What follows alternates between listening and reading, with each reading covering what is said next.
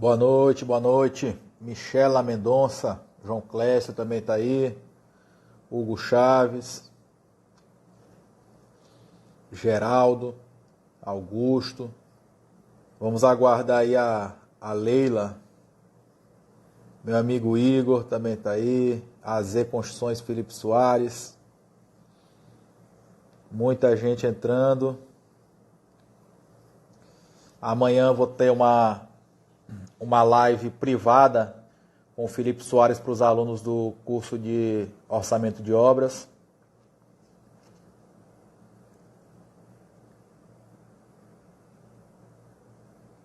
Grande João Clécio, Matheus Lorenzetti, uma turma boa aí entrando.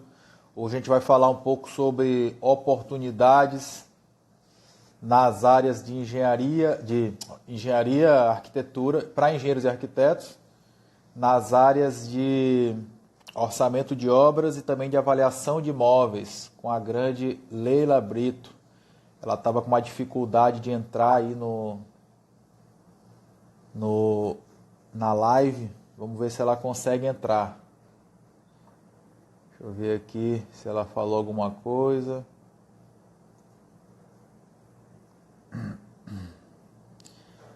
Barreirinhas, morei lá também em Barreirinhas, construí um resort lá, meu primeiro emprego foi construindo um resort lá na cidade de Barreirinhas. Leila Brito já está aí, Samila, vamos convidar a galera, Leila Brito.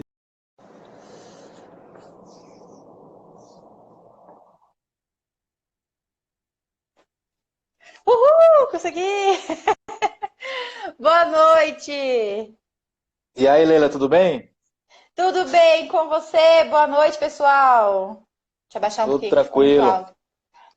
Meu, nunca vi o Instagram fazer isso, ó. Novidade aí pra galera, porque se alguém souber o que aconteceu, que desespero! Teu Instagram não estava conseguindo entrar, né?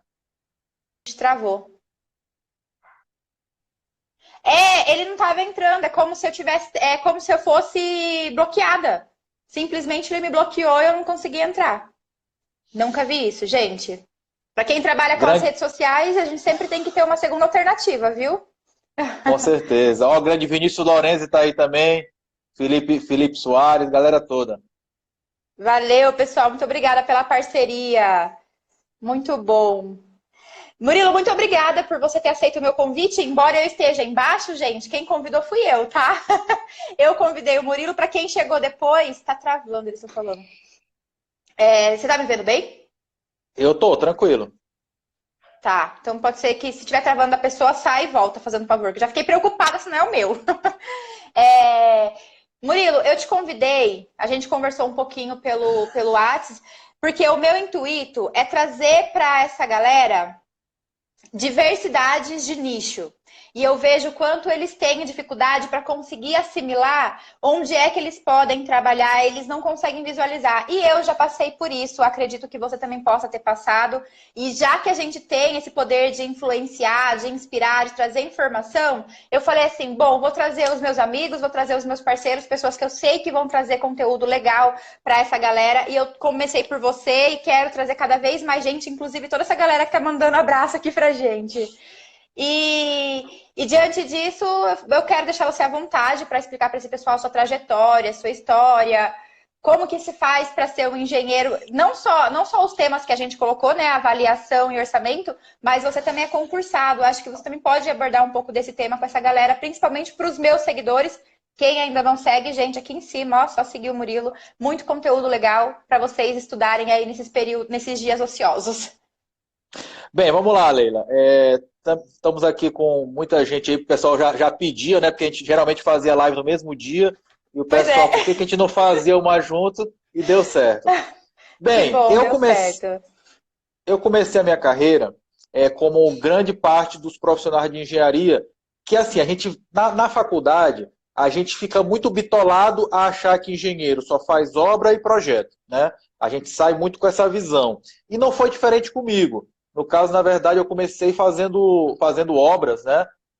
Então, logo recém-formado, desde a época de estagiário, já trabalhava com obra, meu primeiro emprego foi em obra, mas eu sempre tive a vontade de ir para a área de orçamento, planejamento, algumas atividades mais de escritório. Porém, o Danilo Lorenzetto, que é outro grande amigo nosso, diz uma frase que eu acho muito interessante, que ele diz que a gente vive de ventos de oportunidade. Se eu não tinha Sim. oportunidade de entrar em orçamento direto, eu fui fazer obra e fiquei quase 5 anos em obra, até que eu comecei a seguir a trilha que eu gostaria, né? E Eu aí o não que consigo acontece? fixar. Fixa o tema aqui, fazendo favor, só você consegue. Pior que eu não Desculpa sei te fazer. cortar. Como é que faz? Eu não sei. Bate na minha frase assim que vai aparecer fixar comentário. Ah, beleza, apareceu. Aí fica o tema fixo aí. Obrigada. Desculpa, pode Tranquilo. continuar. Pois Ótima bem, e frase do aí, Danilo. exatamente. E aí o que aconteceu foi que eu já fazendo obras, enfim, tinha uma carreira bem nas maiores construtoras aqui do meu estado. E aí volta para aquele assunto que tu falou que nem estava no tema, que era concurso público. E eu comecei a fazer concurso meio que por brincadeira, sabe? Assim, para me testar e tal. Então as pessoas me perguntam, Murilo, como é que se passa no concurso? Como é que se estuda para concurso? E eu sempre digo que eu não estudei para concurso, né? Na verdade, eu comecei a fazer as provas, enfim, me inscrevi em todos os concursos, ia fazendo. E assim, sempre gostei, claro, de estudar, de fazer fiz 4 pós-graduações, fiz o mestrado. E essa questão de fazer pós-graduação, fazer o mestrado, me deu essa bagagem que eu testava isso nos concursos. E aí eu comecei a passei em vários concursos, e aí tive a felicidade de hoje trabalhar há 12 anos em um banco público, né? E lá no banco público eu descobri essas duas grandes áreas. Deixa eu só Primeiro a fazer uma área de... observação. Só fazer uma Sim. observação. A gente está com mais de 100 pessoas aqui oscilando. Eu tenho certeza que 90% das pessoas que estão aqui vão se identificar comigo. Galera, eu não tenho nada a ver com o Murilo, tá? Eu era das que passavam assim, ó, na risca ali para não capengar para DP. Graças a Deus fui sem DP, mas sempre fazendo trabalho de última hora. Impossível passar em concurso público. Eu não sou dessa turma aí, tá? Tem jeito, tem solução para todo mundo. Não, Porque mas aí agora você eu faz vou... parte da minoria que deveríamos ser a maioria, Não. mas a gente Não, não, não, procrastina. não, não. Eu vou abrir uma ressalva aqui. Claro. Durante a faculdade eu reprovei umas 10 disciplinas. Então eu não era Então, o como você aluno, fez para passar no concurso? eu não era, Quatro pós. eu não era esse aluno top como até parece. Eu era um aluno mesmo e péssimas notas, enfim, passei arrastado. Mas eu era um cara que sempre busquei o conhecimento fora da faculdade. Então, assim, eu acho que existe uma diferença muito grande daquele conhecimento padrão, aquele conhecimento básico que tu busca na faculdade, porque tem que passar por aquilo para te poder pegar o canudo. E aí vem o que talvez para mim seja o principal, que é o conhecimento que tu pega fora da faculdade. Então, as especializações que eu fiz, o mestrado, os cursos de curta duração, todos foram para poder me dar novas competências, agregar conhecimento naqueles nichos que eu já gostava. Então, assim, eu, Legal. por exemplo, não faço de projeto estrutural nem uma casa de cachorro, né? Também Eu não não. faço nada. Pois é. Então eu fui para a parte de orçamento, planejamento, avaliação de imóveis. E aí a questão é, Murilo, então como é que tu passou nos concursos? Bem, além de fazer vários cursos, né, fora da faculdade, eu comecei a dar aula. E isso eu acho que isso é uma coisa que é muito bom, porque tu estando dando aula, curso técnico, faculdade, tu tem que estudar, obrigatoriamente. Então Sim. juntou isso tudo. As provas que eu ia fazer sem nenhum compromisso de passar, sem estudar para as provas. Juntou o fato de eu buscar muito conhecimento fora da faculdade. E juntou o fato de eu dar aula. Essa salada de coisas aí fez com que eu passasse em alguns concursos, né? E aí eu tô concursado. E lá na Caixa Econômica, que é onde eu trabalho, eu descobri essas duas áreas que para mim hoje são talvez as áreas mais promissoras que eu atuei, que é a área de orçamento de obras e de avaliação de imóveis.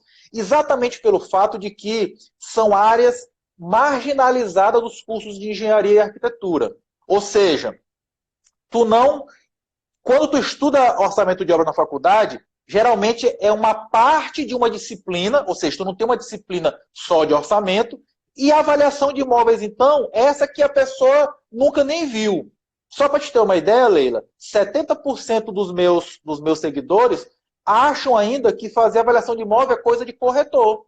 Entendeu? Sim, Então, sim. então, quando eu tenho uma área que eu não tenho muito concorrente, porque as pessoas não sabem, não se atinaram, não descobriram essas áreas, e essas áreas têm muita demanda, aquele cara que atua ali, ele atua no Oceano Azul, porque tu não tem muito concorrente. Que legal. Pois é, então explica pra gente o que é que você faz e como que as pessoas que estão aqui nessa live podem seguir para essa área, por favor. Bem, vamos lá. Primeiro falar da parte de orçamento de obras, né? Tá. Orçamento de obras, eu costumo dizer o seguinte, que o teu cliente, ele pode querer economizar em tudo. Ele tem pena de pagar um projeto, ele às vezes prefere fazer uma obra com uma pessoa que nem é profissional da área, chama um pedreiro ali, um mestre de obra, mas se tem uma coisa que o cara não economiza, é quando ele precisa de um orçamento. Por quê? Porque o orçamento ele pode determinar a falência de uma empresa e pode possibilitar que essa empresa ganhe contratos. Por quê? Porque seja uma obra pública ou uma obra privada, geralmente o que vai acontecer? A pessoa que quer contratar vai fazer um convite às empresas que apresentem um orçamento. E geralmente o que vai acontecer? Eu tenho que fazer um orçamento o mais baixo possível para que eu ganhe dos meus concorrentes, porém, que seja um orçamento que seja baixo, mas que tenha capacidade de eu obter lucro, ok? Então, o que acontece? O cara não vai aventurar, porque se ele aventurar, e como algumas pessoas já fizeram isso, lá na frente ele vai se arrebentar, porque tem cara que não tem compromisso nenhum. Ele vai participar de uma licitação, por exemplo, e ele chega lá, eu vou baixar aqui 30%, e não sabe se esse 30% é suficiente, se não é. Então, enfim, é uma área que tem muita demanda das empresas, porque precisam de orçamentistas para apresentar os seus orçamentos, e principalmente quando elas trabalham com obras públicas, com as licitações. Mas também os órgãos públicos precisam disso. Por quê? Porque para uma prefeitura licitar uma quadra de esporte, um hospital, o que acontece? Ele precisa contratar um profissional de engenharia que vai elaborar um orçamento de referência. Então, veja bem quantos profissionais participam de um processo como esse. O primeiro engenheiro ou arquiteto que elabora o orçamento de referência para a obra pública e cada empresa vai ter um orçamentista. Então, é comum tu ter uma licitação que participam 18 empresas. Tu tem ali 18 profissionais envolvidos e mais um que é quem elaborou o orçamento de referência. Então, é uma área que tem muita possibilidade. E como eu te disse, além de ter muita possibilidade, aqueles bons profissionais, eles podem cobrar o preço que eles acham justo, porque o cara vai pagar. Exemplo, chega uma pessoa bem aqui, ele está ganhando uma licitação de 5 milhões de reais. Uma outra empresa pode entrar com um recurso contra aquela empresa para desclassificar ela. Está na mão do profissional aqui fazer um parecer que vai salvar essa empresa. Ele vai querer economizar nesse parecer? Não, ele vai pagar aquele cara que ele confia, entendeu?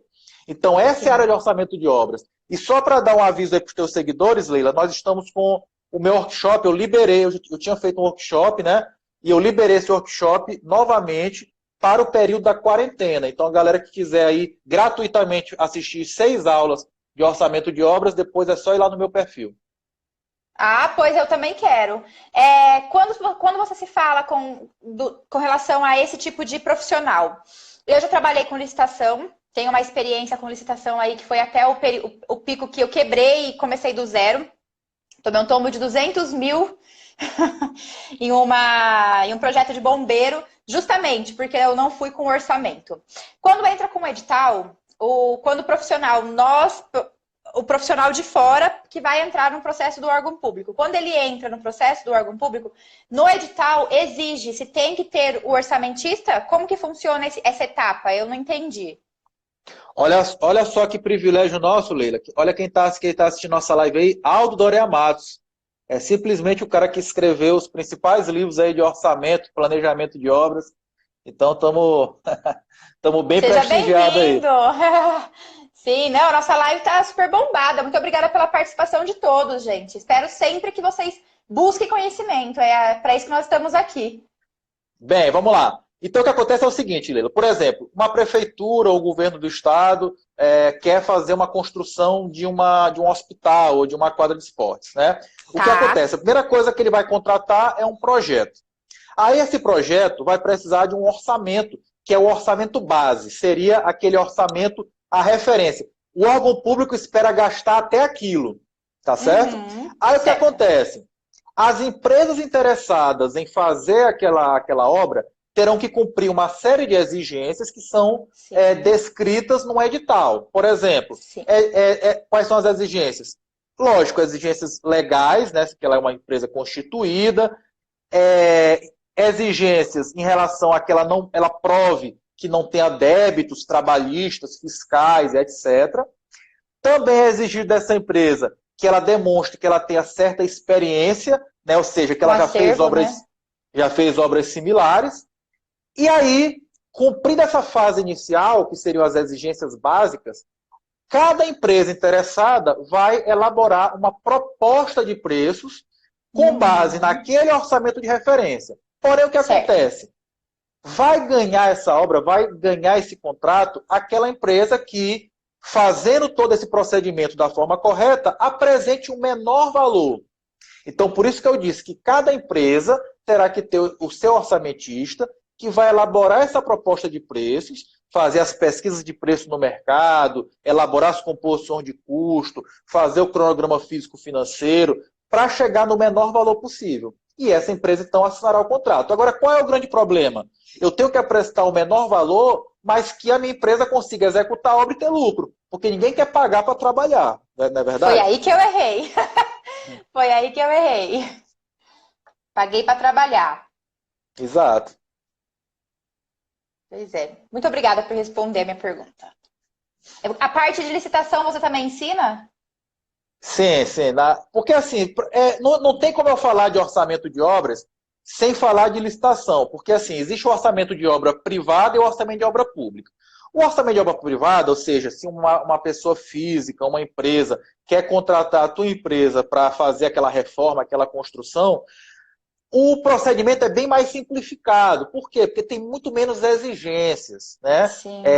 Quando o dinheiro é público, que é uma obra pública, o nível de exigência é muito maior. Então, o que acontece? Quando eu vou ensinar orçamento de obras, eu já vou dando as diferenças. Ó, galera, isso aqui, se for obra privada, pode fazer assim. Agora, se for obra pública, obrigatoriamente tem que fazer assado. Então, assim, Sim. são duas coisas que são parecidas, porém, uma tem todo aquele rigor, aqueles critérios do público, né, que tem lei, que tem decreto, que tem acórdão, e tem o orçamento de obra privada, que tem uma flexibilidade muito maior. Então, tem peculiaridades, mas, de modo geral, é basicamente o mesmo passo a passo, o mesmo procedimento.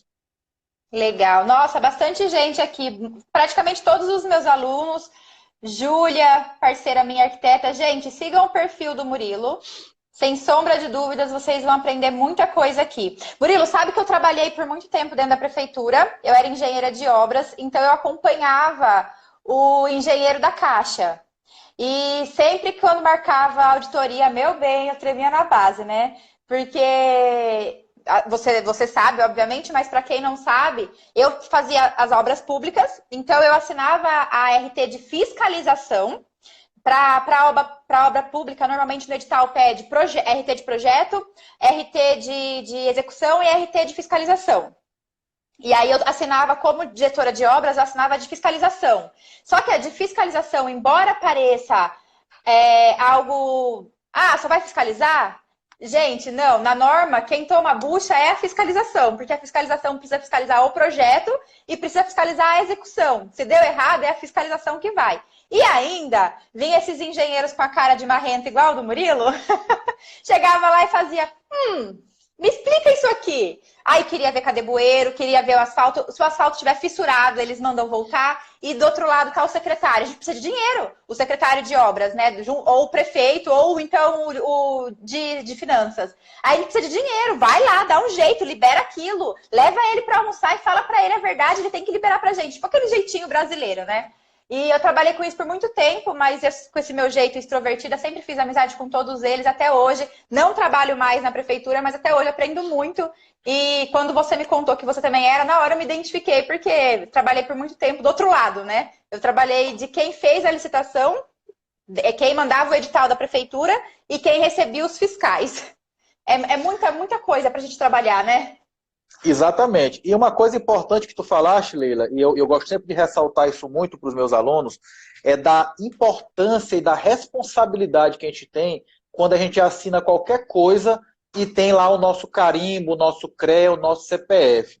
Eu vejo muito, assim, nível Brasil, não é só nível no meu estado, que a gente conversa com profissionais do Brasil todo, Sim. muita gente é convidada para ser fiscal de obras e acha o seguinte, eu vou assinar aqui uma planilha e não tem problema, porque lá na frente vai vir um engenheiro da Caixa, que o pessoal chama de fiscal, que na verdade o engenheiro da Caixa não é fiscal, e aí ele vai, se tiver errado, ele vai corrigir, ele vai cortar aqui, e eu já vi muito problema, como tu falaste aí, que a responsabilidade é integral do fiscal de obras que tem a RT.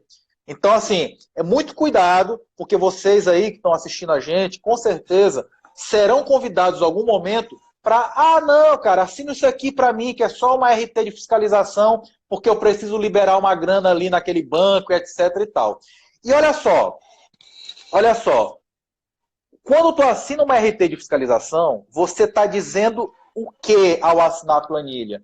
Que aquela obra foi executada de acordo com o projeto, de acordo com as especificações técnicas e que tudo aquilo que está naquela planilha está executado e pronto. Então, o que acontece? O engenheiro do banco, seja Caixa, Banco do Brasil, etc., o nosso normativo diz o seguinte, eu vou conferir, tem a assinatura do fiscal? Tem. Tem a RT? Tem. A responsabilidade, então, está no colo dele. O que eu vou fazer lá?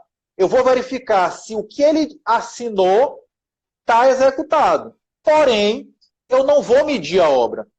Eu não sou obrigado a pegar uma trena para saber se tem 200 metros quadrados de reboco. Eu vou olhar, aparentemente tem. Tá. Alguma coisa mais fácil, como um bueiro que eu consigo conferir, eu posso conferir, pedir para abrir e tal. Mas se o cano lá dentro do bueiro, no projeto era de 150 e está de 100, lá na frente quem vai responder por isso é o fiscal. Então tem que tomar muito cuidado, porque tudo que a gente assina, a gente é responsável. E nesse caso eu já vi muito fiscal de obra, inclusive, tendo que devolver dinheiro que ele não tinha recebido, porque ele autorizou que fosse emitido um pagamento para algo que não estava executado ou estava inconforme com o projeto. Entendeu? Também já fui convidada para isso. Na época que eu era engenheira de obras, até teve uma pergunta aqui, qual é a diferença de fiscal de obra e fiscal de contrato? Eu era engenheira e eu fiz uma ART de fiscalização de obra. Então, eu era responsável por fiscalizar aquela obra para a prefeitura. E, na época, eu tinha um salário de R$ 4.200. O que, para mim, é uma ofensa se parado para pensar. Na época, eu era imatura, não tinha nenhum tipo de profissionalismo ainda, estava começando a criar uma estagiária com CREA, estava começando a criar esse pensamento. Como que eu tinha que assinar? Como eu me permitia assinar obras tão grandes, primeiro, sem nenhum pingo de conhecimento do que eu estava fazendo, e segundo, por apenas R$ 4.200 por mês. Não tinha nenhum tipo de benefício, era contratada. E aí, quando eu comecei a ganhar essa maturidade, quando eu comecei a entender quais eram as minhas obrigações, quando tinha a reunião do CREA, eu participava e eles falavam, nossa, mas você é a pessoa principal de tudo. Se der alguma coisa ruim, a Caixa vai em cima de você. Se der alguma coisa ruim no Ministério Público, o Ministério Público vem em cima de você. E aí eu comecei a ver depoimento de engenheiros que nem você falou, de pessoas que tiveram que devolver, gente, fortunas pagas para a prefeitura, enquanto eu recebi os R$ 4.200. Se eu tivesse que devolver, eu ia ter que vender meu rim, meu fígado. Não ia dar. Eu, inclusive, conheço profissionais que receberam uma cartinha depois do processo todo rolar, dizendo o seguinte, olha, você liberou lá 10 casas que a auditoria depois veio da Polícia Federal e não encontrou as casas. Ou seja, alguém recebeu aquelas casas e não existia. Então agora você vai ter que pagar o valor das 10 casas corrigido. Isso, tipo assim, era 10 casas de 40 mil, mas como o tempo passou, virou 600 mil. E aí ele recebeu só uma Nossa. cartinha o seguinte: compareça à agência mais próxima para poder pagar esse valor de 600 e poucos mil, ou então parcele esse valor. E ele parcelou. Ele falou: Murilo, eu estou pagando uma casa de luxo que eu não tenho, porque uma casa de 600 mil é uma casa de ultra luxo, né? E ele está pagando isso Sim. todo mês devido a erros cometidos na fiscalização. Enfim, não foi má fé, foi realmente assim, É digamos assim, imaturidade. é, Eu fui. exatamente. Teve uma vez que pediram para eu assinar uma declaração da Caixa de uma praça. O pessoal tá fazendo panelaço aqui, maior barulheira. Uma praça que não existia e que eles queriam que eu assinasse para receber a medição referente à parte elétrica, como se já tivessem feito toda a parte elétrica e colocado os postes. E aquilo não tinha. E eles fizeram uma reunião de uma forma que parece que político tem uma faculdade específica para isso, que eu tava ali dentro sem entender o que estava acontecendo, me sentindo pressionada, pronta para assinar, quando deu aqueles 5 segundos e falar assim, não, mas é elétrica, elétrica eu não assino. Murilo, se fosse calçada, eu teria assinado na pressão ali, na inocência. Quando me deu aquele estalo de tipo, não, elétrica não, eu ia me ferrar duplamente, né? Eu ia me ferrar duplamente. E aí eu comecei a ganhar, falar, meu, eu preciso ler, eu preciso entender. Aí eu fui começar a buscar no CREA, fui buscar profissionais. Quando o engenheiro da Caixa vinha, eu perguntava para ele. E aí eu percebi quantas pessoas não saem da faculdade e acabam entrando em contratos profissionais, contratos políticos, até dentro de empresas privadas, e fazem coisas que não são cabíveis ser feitas e não sabe que não pode, né? Não tem muito a ver com o nosso tema, mas é experiência. E esse tipo de coisa acontece bastante, Lili, exatamente por conta disso. Às vezes a pessoa recém-formada tem ali a primeira oportunidade de ganhar um salário, que falou de 4.200 aí, mas hoje eu tenho certeza que esse salário aí muita gente queria, né? Para poder começar e tal. Então o que acontece? A pessoa realmente às vezes se sente pressionada. Pô, se eu não assinar isso aqui, o pessoal vai, Vou vai cortar perder. meu contrato, enfim. E aí é por isso que eu digo assim, da importância que existe, que muitas vezes as pessoas, e principalmente os prefeitos, governadores, não dão devido valor, de ter os profissionais concursados e que esses profissionais sejam bem remunerados. Porque, assim, eu, Murilo, que tenho um salário já bem razoável e dentro do órgão público, sou concursado, eu não vou jamais me sentir pressionado a aceitar medição errada ou coisa parecida de ninguém. Porque eu sei o Uhum. seguinte, que eu sou concursado. Então eu tenho que fazer o que é o certo e vou me permanecer fazendo o correto. E eu sei que é muito normal isso quando o cara começa ali, a primeiro emprego, ganhando já um saláriozinho. Vem a galera e começa a pressionar o cara para assinar coisas que ele de repente não tem tempo de pensar, de analisar, e aí é que acontecem os grandes problemas. Sim, sim, exatamente. Quando eu falei R$ 4.200, eu falo que é um valor pouco, se comparado, eu assinava UPA de 10 mil metros quadrados, 5, 6 escolas que ao todo somavam 20 mil metros quadrados. Se você for parar para ver, uma pessoa que vai acompanhar uma obra dessa, é 20 mil, 40 mil cada obra.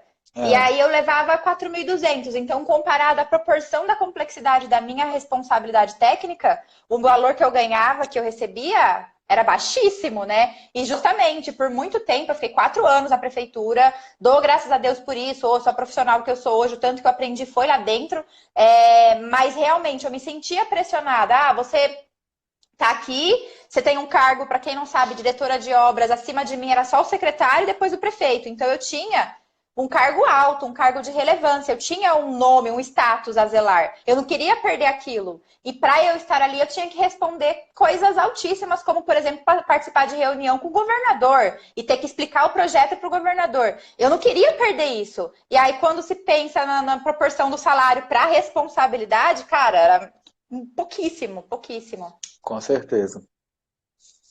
Sim, agora vamos falar de avaliação, senão não vai dar tempo de Vamos. falar tudo. Mas a gente marca outras, com certeza. Tem muito assunto, é bom saber que essa galera gosta. Os meus alunos estão amando o seu mini curso.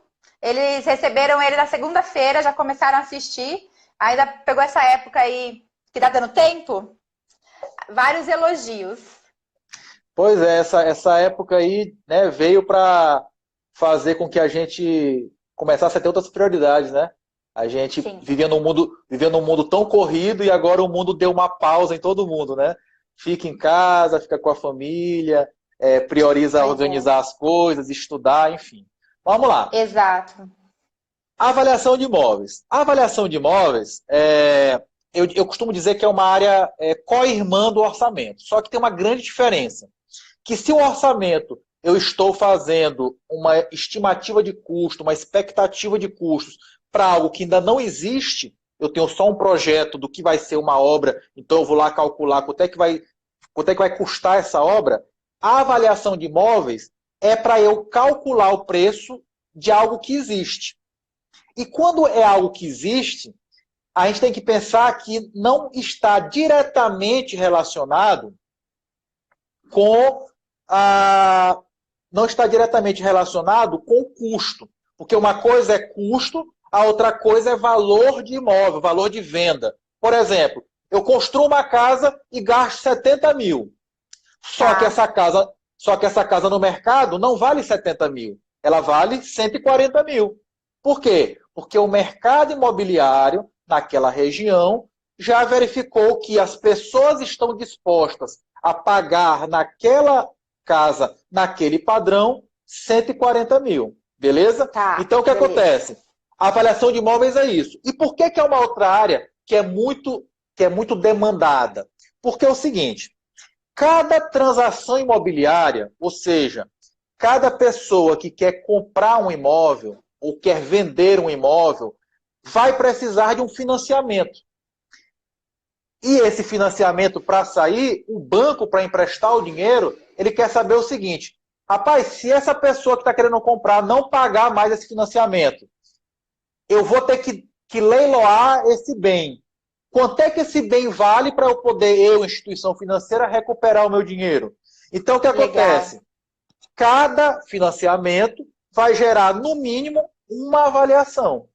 E só para te ter uma ideia do tamanho disso, aqui no meu estado, no Maranhão, que é um dos estados, digamos assim, mais pobres do Brasil, né, em relação a PIB, etc. e tal, chegam até mês que passam de 1.000 avaliações só na instituição que eu trabalho. Agora, fora a instituição que eu trabalho, tem Banco do Brasil, Banco do Nordeste, Banco da Amazônia, Itaú, Bradesco, Santander, enfim, várias instituições bancárias, além do que existe também a justiça. Por quê? Um casal está se separando, tem os bens ali, tem que fazer então uma divisão de bens. O que o juiz vai determinar? Um engenheiro avaliador ou um arquiteto avaliador para fazer a avaliação de quanto custam os bens daquele casal, principalmente no caso de bens imóveis, tá certo? Ou uma sociedade que está se separando. Então, observa que o engenheiro avaliador ele pode prestar serviço para bancos, para a justiça, e é uma gama de atividades enormes. E como eu te disse, como muita gente não sabe que essa área é uma área de engenharia e arquitetura, e olha só, Leila, a norma NBR 14653, ela é clara. Quem faz a avaliação é engenheiro e arquiteto, ok? Então, como as pessoas não sabem disso, os poucos que fazem têm muito serviço. Presta serviço para banco, para justiça, etc. e tal. Vou contar só um caso aqui curioso. Há um ano atrás, uma pessoa me ligou e disse assim, Murilo, vai ter uma audiência na justiça, nossas terras foram invadidas, e o dono da terra, o que acontece? A justiça vai ter que indenizar ele por aquelas áreas que estão invadidas, para que aquelas pessoas que invadiram permaneçam com suas casas, uma desapropriação, né? Uma indenização porque as pessoas estão lá. E ele ia ter uma audiência na justiça dentro de 2 semanas. E ele me chama, Murilo, eu quero que tu faça uma avaliação aqui nessas 3 áreas. Essas 3 áreas ficavam a 50 quilômetros da minha cidade. Eu precisava pegar uma estrada e tal. E eu odeio pegar estrada dirigindo, enfim, não gosto de pegar estrada, tenho medo. E eu disse, eu não quero fazer essa avaliação. Mas eu não quero dizer para esse cliente que eu não quero fazer. Então o que eu vou fazer? Eu vou botar um preço bem alto que ele vai desistir. E aí, tipo assim, uma avaliação que eu faria por 4 mil se fosse aqui em São Luís, eu falei com o cara, olha, para poder andar 50 quilômetros, olha, 12 mil. E o cara pegou e disse, não, Murilo, tá caro, eu vou pesquisar aqui. Eu digo, não, fica à vontade, pode pesquisar aí, qualquer coisa nós estamos à disposição. Pensei que ele tinha desistido. Ele ficou uma semana procurando um avaliador, não encontrou, me liga. Murilo, Manda tua conta aí que eu deposito a metade agora para te vir, porque a audiência já é semana que vem. Ele não encontrou outro profissional. Então são muito poucos engenheiros, Por 12 mil arquitetos. você pagava o Uber, né? O Uber levou você. Acho que se bobear até de helicóptero. Então, é. Então é isso. Então as pessoas não estão por dentro dessa área, que é uma área que, assim, eu até costumo falar, Leila, como eu te falei, eu fiz 4 pós e um mestrado. Se eu pudesse voltar no tempo, eu tinha feito só uma pós, que foi a de avaliação de imóveis e perícia, porque foi a que realmente me trouxe mais frutos financeiros e profissionais. É uma área muito boa, exatamente porque temos pouquíssimos profissionais que atuam nela. E sem essa pós-graduação, o profissional não pode atuar nessa área? Não, aí é que tá o grande detalhe. Pode. Quando você se gradua, automaticamente, se tu pegar a resolução do CREA, lá onde tem as atividades do engenheiro e também a do CAL, onde tem as atribuições do arquiteto, avaliar é uma atividade nata do profissional de engenharia de arquitetura.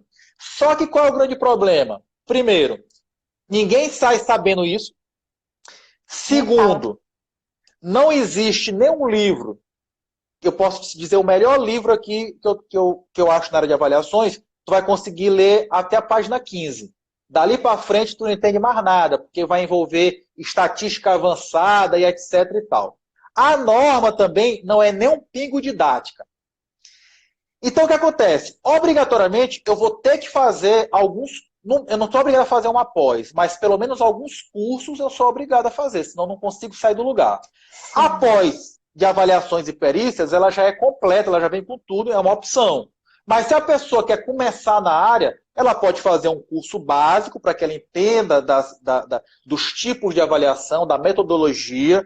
Ela vai precisar adquirir um software que faz avaliação por inferência estatística e pelo menos mais um curso para aprender a usar esse software. Com esses 2 cursos e esse software, ele já faz 90% das avaliações que aparecem no mercado, que é a principal metodologia que a norma prevê, tá certo? Então, assim, Sim. não é obrigado a ter uma pós, mas eu recomendo bastante e, pelo menos, tem que ter alguns cursos básicos. Só um detalhe.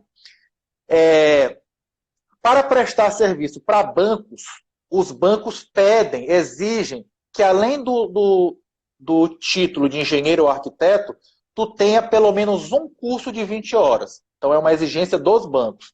E também existe uma exigência que é diferenciada em cada tribunal de justiça. Por exemplo, eu sou engenheiro, sou arquiteto, quero prestar serviço para a justiça. Cada tribunal tem as suas regras. Então, não posso saber qual é o daí de São Paulo e tal. Mas, enfim, por exemplo, Rio de Janeiro, eu sei que lá a exigência é tu ter um curso de 24 horas na área de perícia judicial. Então, assim, eu preciso saber, conhecer as regras do Tribunal de Justiça do meu estado para eu poder me credenciar. Agora, em bancos é curso de engenharia ou arquitetura, mais um curso de pelo menos 20 horas na área de avaliações. Legal. O pessoal está perguntando aqui quais cursos. Você tem todos esses cursos na sua plataforma, não tem? Não. Eu tenho um curso básico, que é o primeiro, que é o pontapé inicial, tá certo? Online. E tenho planos, vou aproveitar agora a quarentena, para fazer o módulo avançado, tá certo? Mas assim, como é o curso de 20 horas, tu já consegue já fazer muita coisa. E aí depois eu indico o software no curso, inclusive meus alunos têm um desconto violento para comprar esse software, porque eu indico e tal. E também buscar aprender a usar o software, né? Então, o fabricante do software tem alguns cursos também online, enfim. A galera que quiser depois saber mais sobre esses detalhes de curso, software, eu vou abrir uma caixinha de pergunta depois da live, a galera pergunta lá, porque é muito detalhezinho para a gente poder falar aqui, e o nosso tempo aqui é bem reduzido. Sim, 2 observações que eu quero fazer aqui, né? Quem tiver dúvida, realmente, só consolidando, quem tiver dúvida com relação ao conteúdo geral, inclusive aos cursos, o Murilo já te deixou à disposição. E segundo, o Murilo falou sobre, e eu complemento porque também entra dentro da minha área, que é a área do empreendedorismo, a gestão de empresa, a gente se planejar. Tem muita gente que entra com a mentalidade de tipo, vou para a pós-graduação, porque na pós-graduação vou ganhar experiência de mercado. Calma, tá? Calma, porque a maioria das pós-graduações não são para isso. Então, mais vale, gente, experiência própria, experiência de quem está no meio, mais vale você investir em um curso específico do que você quer. Faz o curso, você vai testar o mercado, e você vai testar e ver. Você conseguiu cliente, você conseguiu monetizar, valeu a pena? Aí você vai lá e faz, por exemplo, o curso avançado do Murilo. Meu, continuei, beleza. Agora eu vou e faço uma pós-graduação. Não queiram sair fazendo pós-graduação, porque vocês vão ter duas frustrações, a financeira e a de expectativa. Eu gosto muito de falar isso para eles. Uma coisa que eu acho vital, Leila, e que eu acho que tu cumpre um papel muito importante, é porque é o seguinte, as pessoas precisam entender que a gente está falando aqui, tu vai convidar outras pessoas para poder falar sobre outras áreas, e todas as áreas que vão ser faladas aqui, a pessoa que atua nela vai dizer, pô, a minha área é a melhor, aqui tem muita oportunidade e tal, é valorizado. Por quê? Porque a pessoa está atuando. Então, assim, o que acontece? A pessoa precisa tirar da cabeça que basta ela ter um currículo e 50 cursos ou 50 pós que automaticamente alguém vai bater aqui na porta da casa dela oferecendo uma oportunidade. Essa parte que eu acho que assim, de tudo que eu já vi tu ensinando para os teus alunos, que é fundamental, é que a pessoa entender que teu conhecimento é só 50% do teu sucesso, do que tu conseguiu a oportunidade.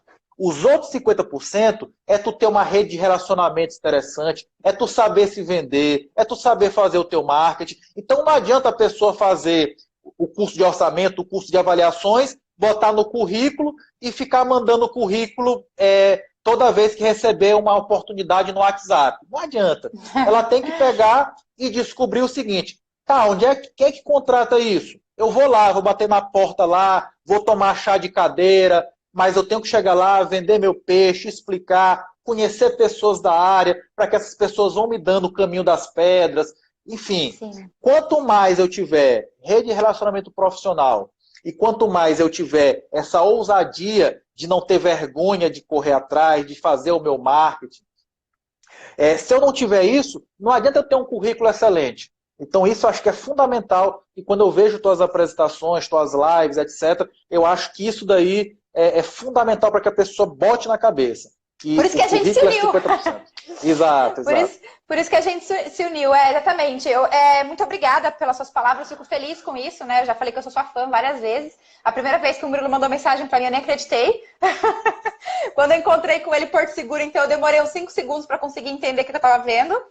Mas, enfim, realmente essa questão da pessoa entender que gestão de empresa não é simplesmente você saber elaborar o seu produto, a gente vai ter muitas pessoas aí evoluindo profissionalmente. Porque as pessoas ficam tão focadas em eu sei fazer obra maravilhosamente bem. Nossa, as minhas casas são as melhores, mas eu não tenho cliente, não tem caixa, não tem porque você não sabe fazer a gestão de empresa. Então, ser engenheiro não é só fazer obra. Ser engenheiro tem muitas outras coisas, ser arquiteto tem muitas outras coisas. E por isso que a gente tem essa parceria, a gente se complementa, o pessoal tá aí, segue nós dois e vai crescer com certeza. E eu vou dar aqui um spoiler aqui que eu acho que a galera talvez não esteja sabendo, né?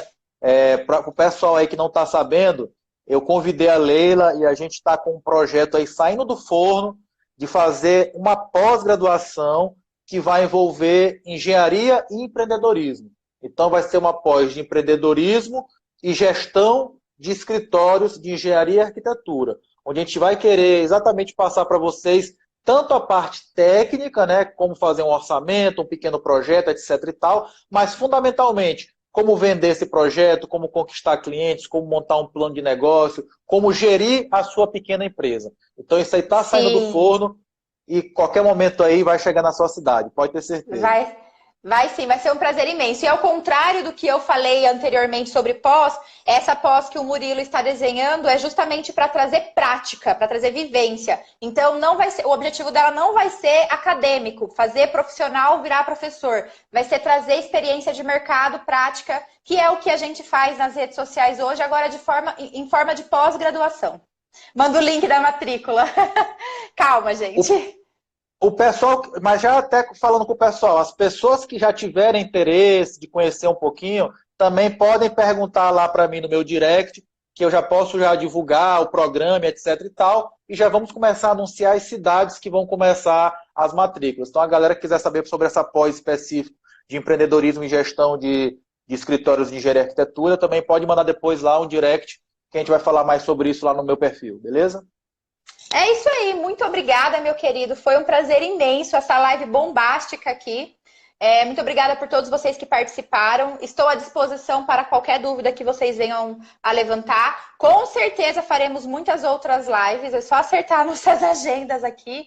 E vou continuar levando para outros parceiros nossos essa ideia de mostrar para vocês a questão de nichos diferenciados, como que vocês podem entrar para o mercado de trabalho e tirar a mentalidade de que engenharia, construção civil é só obra. Não, gente, tem muita coisa para vocês explorarem, viu? Só fazer aquele pedido para a galera, quem puder aí, pessoal, faz um printzinho da tela, posta lá nos stories, marca a gente, que a gente fica muito agradecido. Claro, com certeza. E divulga para os seus amigos que quanto mais pessoas souberem desses conteúdos, mais pessoas vão desenvolver a nossa profissão de forma correta, mais valorização a nossa categoria vai ter, consequentemente, mais pessoas pagando o valor justo nós vamos ter, viu? Então, vamos disseminar a conscientização. E só mais um aviso, a live vai ficar disponível 24 horas e depois eu vou jogar ela lá no YouTube também para quem não puder assistir, beleza? Maravilha. Manda para mim também, que eu também vou colocar no meu canal, por favor. Beleza. Valeu, então tá bom. Gente, fiquem com Deus, bom descanso e até mais. Valeu, grande abraço. Amanhã tem live, eu vou fazer, só avisar o pessoal, amanhã tem live, 10 horas da manhã, eu vou fazer uma live amanhã sobre como ter disciplina para trabalhar home office. Tem muita gente desesperada que não sabe o que faz, porque só quer assistir Netflix e dormir. Eu tenho umas ferramentazinhas pra gente ter disciplina. 10 horas da manhã lá no meu perfil, estão todos convidados. Agora tchau. Não, agora também vou fazer uma propaganda. E 8 horas da noite amanhã, eu vou estar com o Gildeon do Momento Engenharia para falar do lançamento do livro de patologia que foi escrito pelo Gildeon, Matheus Leone e Karim Abdala. Então, vamos falar sobre patologia amanhã à noite. Beleza? Com certeza vai ser muito boa essa live. Estarei lá também. Boa noite, gente. Valeu, abraço. Tchau.